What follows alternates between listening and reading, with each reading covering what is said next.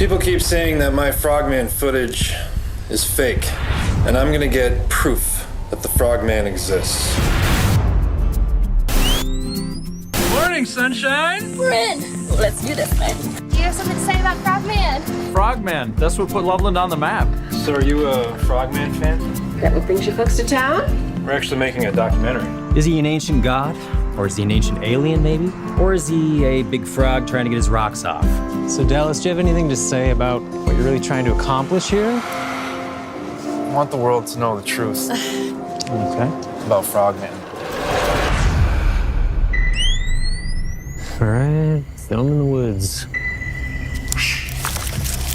What was that?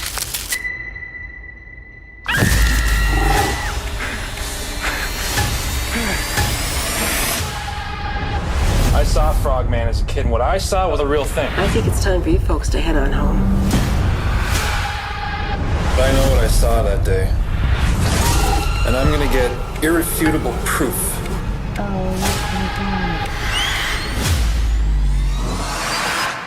The Frogman exists. Are you getting all this? Whoa. That's the slime from the tree. He was here.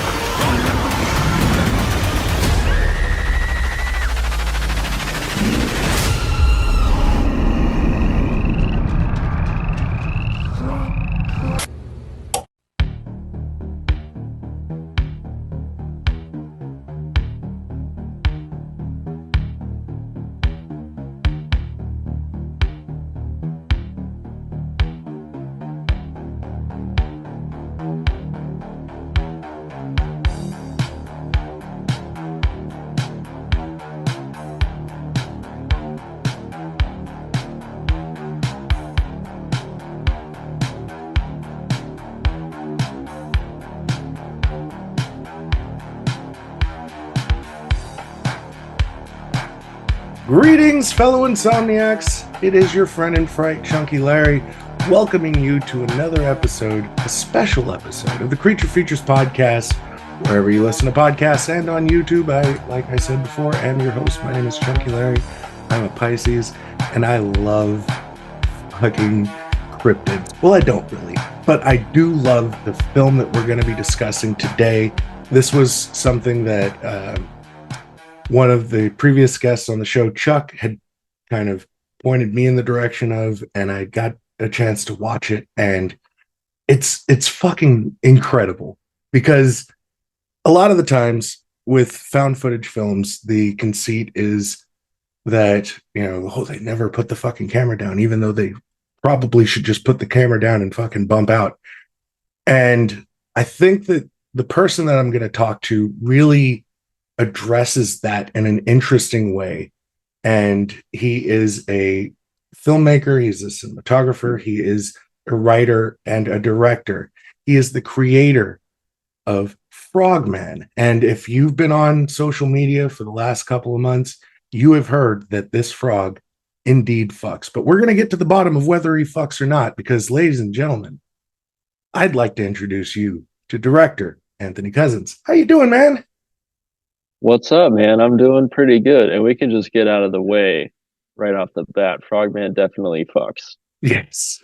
I kind of laid it in there just so I could get that little itty bitty fucking soundbite of Confirmed. Frogman in fact fucks.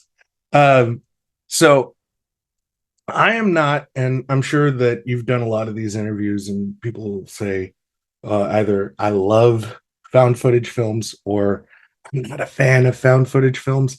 I'm in the latter category. I'm that's not really my cup of tea. Just again, and I said it kind of in the intro, that the thing you kind of have to suspend disbelief on is putting the camera down.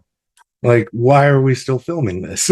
And so I think that with Frogman, you did something really, really interesting. And guess this is the best way to kind of get the ball rolling. The character Dallas, he is desperately trying to keep his friend unit together. very much like his father was doing in the beginning of the film, where the father goes on this trip as some last ditch attempt to try to keep his family together. And, he's documenting it and everything. And so Dallas is ultimately kind of becoming his dad. And I'm really curious about that approach to the storytelling and your take on found footage in general. Mhm.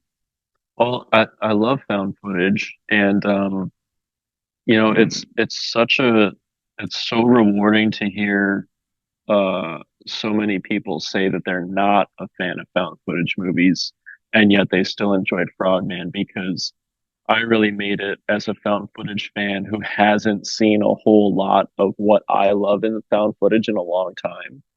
And so I made a movie that I thought would be pretty polarizing if you weren't a found footage fan. Like, because it's a slow burn at first. You got to kind of invest before you get the good stuff. We went very lo-fi with it. So we did all the stuff that usually turns people off when it comes to found footage. So it's so rewarding to hear people on both sides of that enjoy it. I personally love it. Um, the camera that we shot the movie on was the high camera that my dad used to take on family vacations. Like, That's we awesome. we literally shot this movie over like family vacation tapes, which So I you tried. actually used family footage or family videos to film it. Yeah, yeah, because my dad, he had transferred it all to DVD years ago, so he Yeah. didn't need the tapes anymore. And I even tried to keep in the movie like that, like every once in a while, it would just cut to like me at 8 years old with my cousins and my nephews, like on a beach, in northern Minnesota. And I was like, oh, this is so weird that it just cuts to this randomly, and it just like it made no sense to have it in the actual movie. But yeah, like we literally shot over those tapes. um Honestly, I think that would be kind of a nice little touch because most of us who are old enough to remember that media, they know when they film something and they feel really good because you know I think every single horror fan at one point has picked up a camera and tried to make a horror movie, and they feel mhm. really strongly about what they made, but and they look past kind of those glaring things, and typically the glaring thing is the little fragment of a scene of something else that just is woven in. So Right. I think it might have actually worked, but it's not that it's particularly lost, but I just think that little element, because it's details. And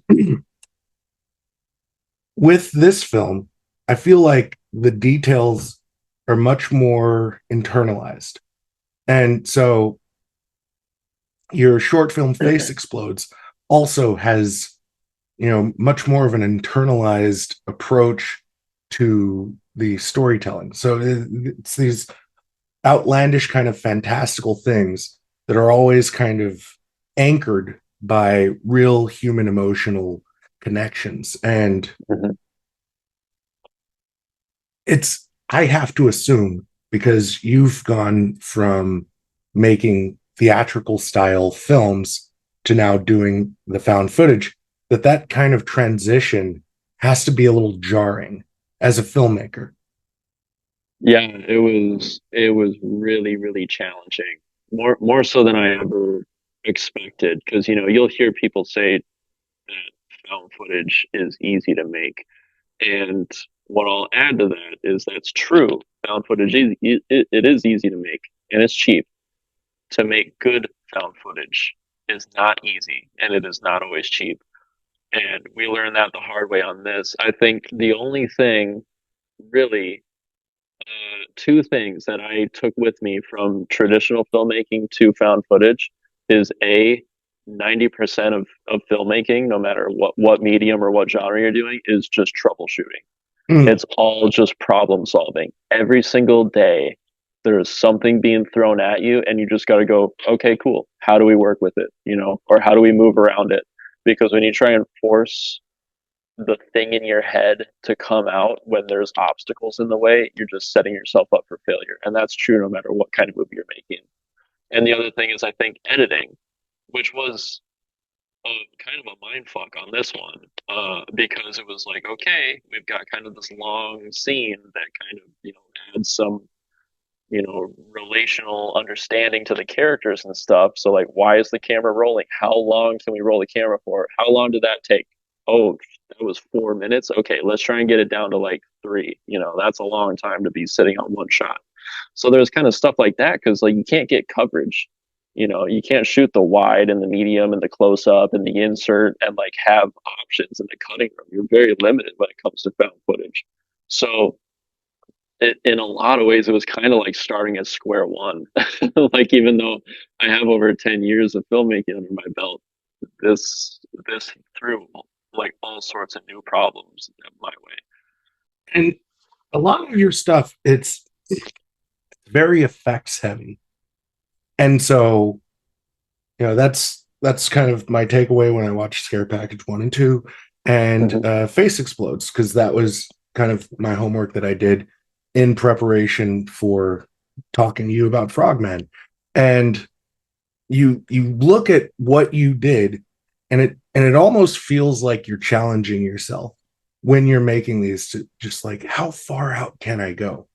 And so I have to imagine that there's a certain level of concession that you have to make when doing found footage and showing things, because you still manage to show things. And I feel like more so than a lot of the found footage that I've seen, with the exception of like, the taking of Deborah Logan, there's not a lot of show in found footage. It's much more implications.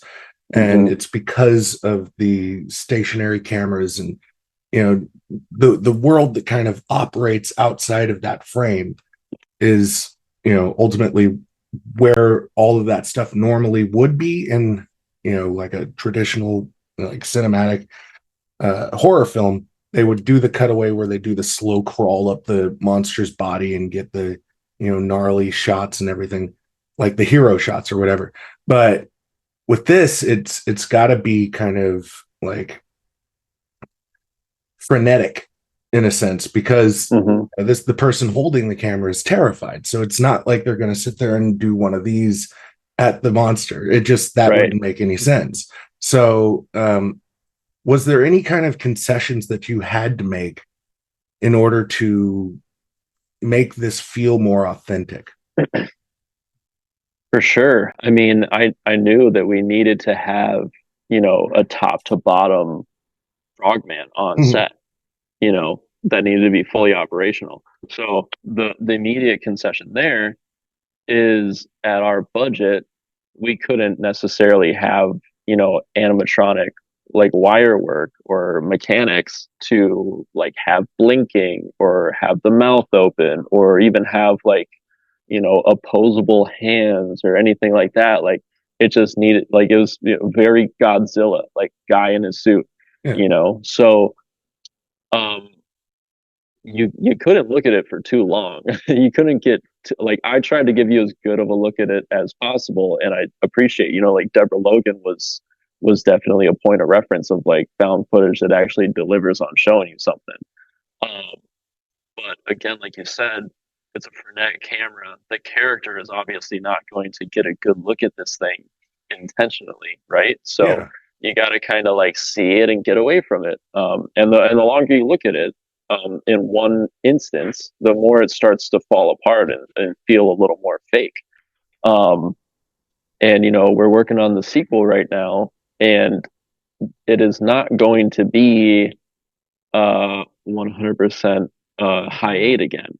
So, our effects team knew going into this, like, hey, we're going to deliver this thing on like VHS quality. So, like, go into making the effects knowing, which is kind of like buying them with leniency. And this next time around, they're not going to have that. It's got to hold up, high definition.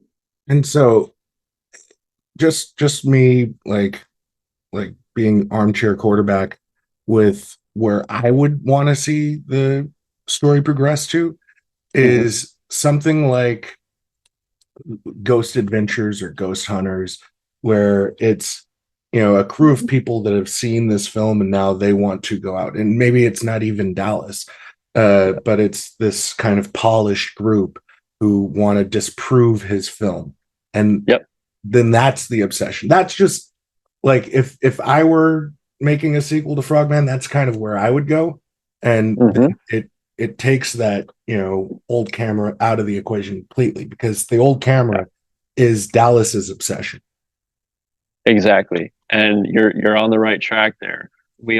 Dallas will be back, because for me and Nate that plays Dallas, and John, my co-writer, like, we all, I think one unique thing we have going for us when it comes to found footage is, like, we have a main character that went on a journey and is actually left standing by the end of it. Like, not a whole lot of found footage sequels can bring back characters. Usually it ends with the camera falling on the ground, and, like, you have no choice but to start with the new cast, right? Yeah, so it's the footage being found. Exactly. Yeah, so yeah. I think we all think it would be really fun to see, like, okay, how did this experience change Dallas, and, like, what's next for him? And so the fun problem there is to figure out, like, well, his mission is done. He found Frogman. He got the footage of Frogman. So, like, what would possibly have him back? And I hope that's what people are curious to see, because I think we figured it out. I think we figured out a logical reason why he would be back.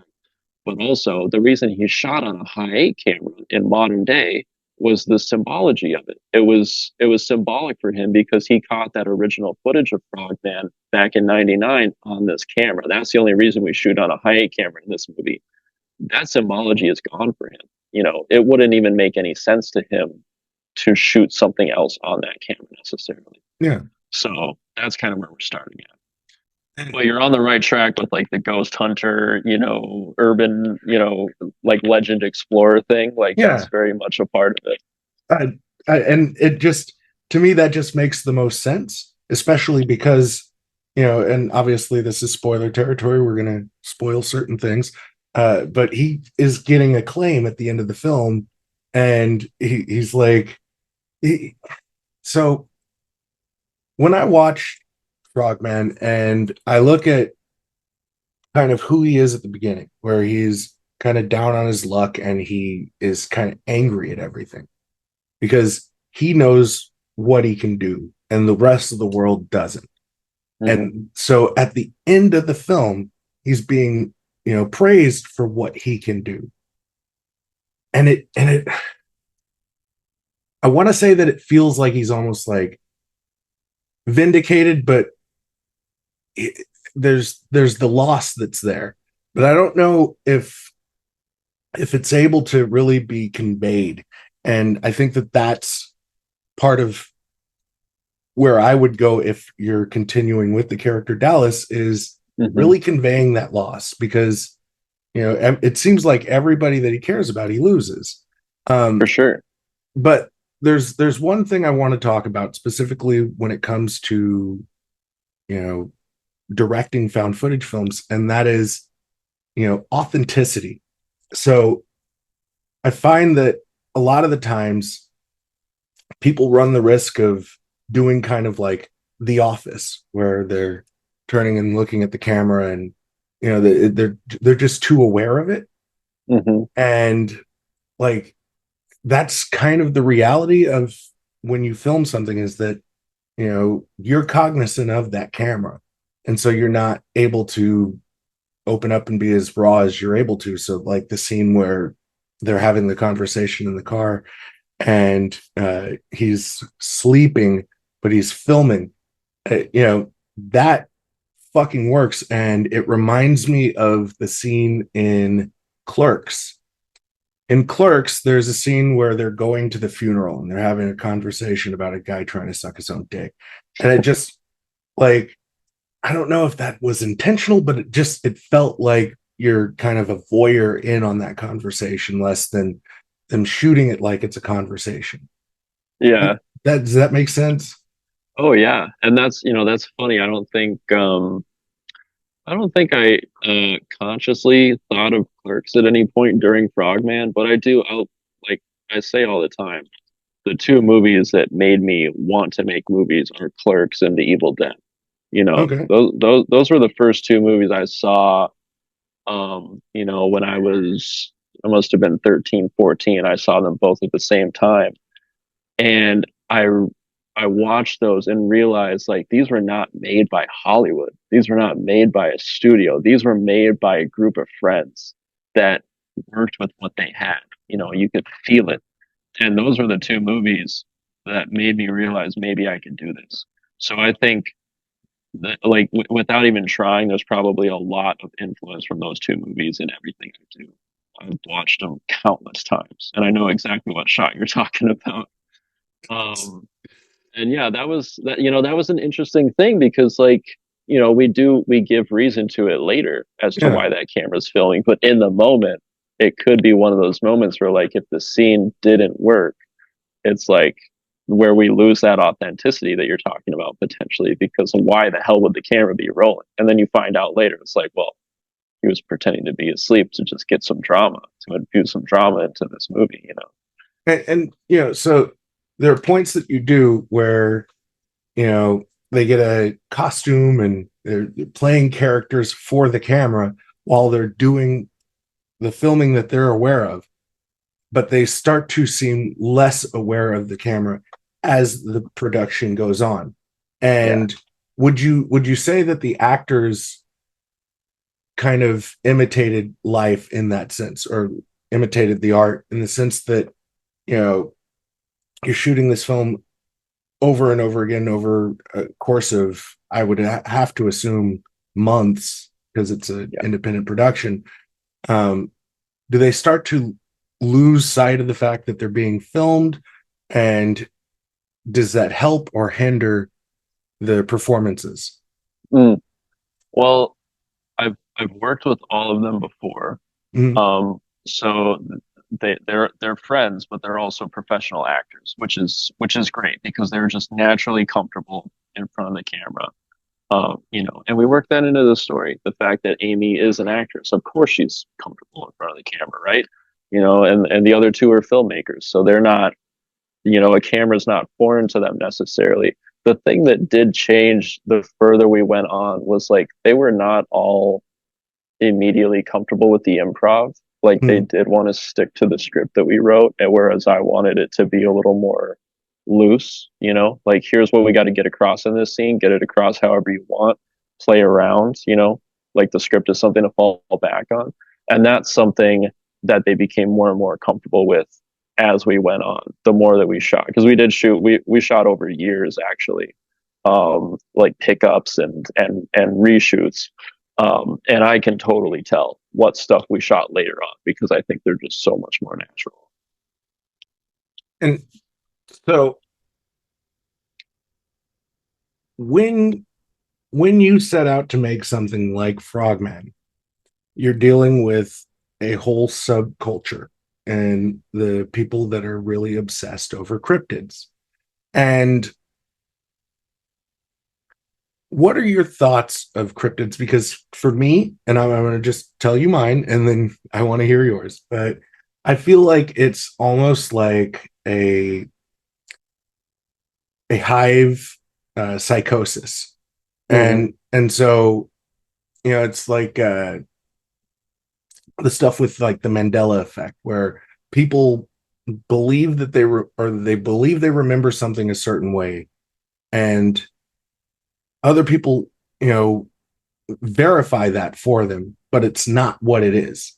And so if I were to go, say, into the woods and somebody said there's a fucking 7-foot dude that just walks around and you'll see him hiding behind trees, any shadow I see, I'm going to think is that dude.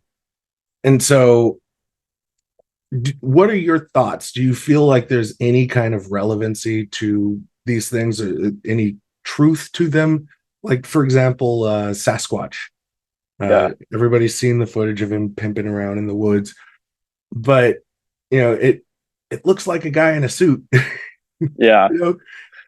But there's people that just like, they obsess their entire lives over it. And so I want to know where you kind of stand on that. it was kind of a boring, easy answer, but I'd say I'm a little bit in the middle because, you know, I truly want to believe. Mm. And there's definitely a part of me that does believe, you know, like Sasquatch, Loch Ness Monster, like the Champagne Monster, like those things are very plausible, you know? Um, and for like Frogman, for instance, to have as many sightings as he's had, it's like, what the hell's going on there? But like you said, I could totally see it being sort of like you hear about this thing, so you're looking for it. Because like I went to Loveland, Ohio for the first time a couple weeks ago, and driving around that town at night, it was foggy. Every road is super windy and wooded, and I'm just like, we're gonna see him. Like this is the corner we're gonna round, and there he's gonna fucking be Frogman right in With our his fucking headlights. scepter. You know, I could feel it, you know? And is it like, well, could I feel it because there's really something to it? Or could I feel it because I have, like, you know, just like let this legend overcome me and I want to believe it, you know? Yeah. But then, you know, like there's just so much weird stuff. Like, I don't know if you've heard of like Vegetable Man, which is like another bizarro cryptid alien Please like explain. one time sighting where like this guy was in the woods, West Virginia, I believe. It's all in that little pocket there. Ohio, West Virginia, and Kentucky. Something's going on, man. Like the veil, the dimensional veil is thin in that space. So this guy's going through the woods and he sees this lanky, stocky, green creature that speaks to him telepathically and says like, "Hey, I don't like. I mean you no harm. Like I know you're human. I know about the humans. I'm here to like. I just need your help. Will you please help me?" And so that like the guy kind of like approached it, and then it like grabbed him, and it had these sucker fingers with these needles coming out of these suckers and attacked him. And I don't think there's been any other sightings of Vegetable Man. That's it. And it's like, what? I mean, did that happen? Yeah. Did he make it up? Why would he make it up? Well, you know, like that's the really mind-boggling thing is a lot of these people that have cryptid sightings don't want attention, which is very interesting to me. And it could be as simple as a case of mistaken identity, you know? Like there's just a perfect storm of like, oh, there was an owl, you know, in a tree and the light caught it just right and there was a bush underneath it that kind of looked like a body, you know, and so someone thought they saw an 8-foot creature with glowing eyes, you know, like there's that also. But it's really the people that have these sightings are, you know, not trying to get too much attention, which is like where I really question like if there's some validity to it. And so I guess this is the point where I would kind of look to the future with you. Obviously, you're working on Frogman 2. Do you see yourself kind of staying in the found footage world for a while?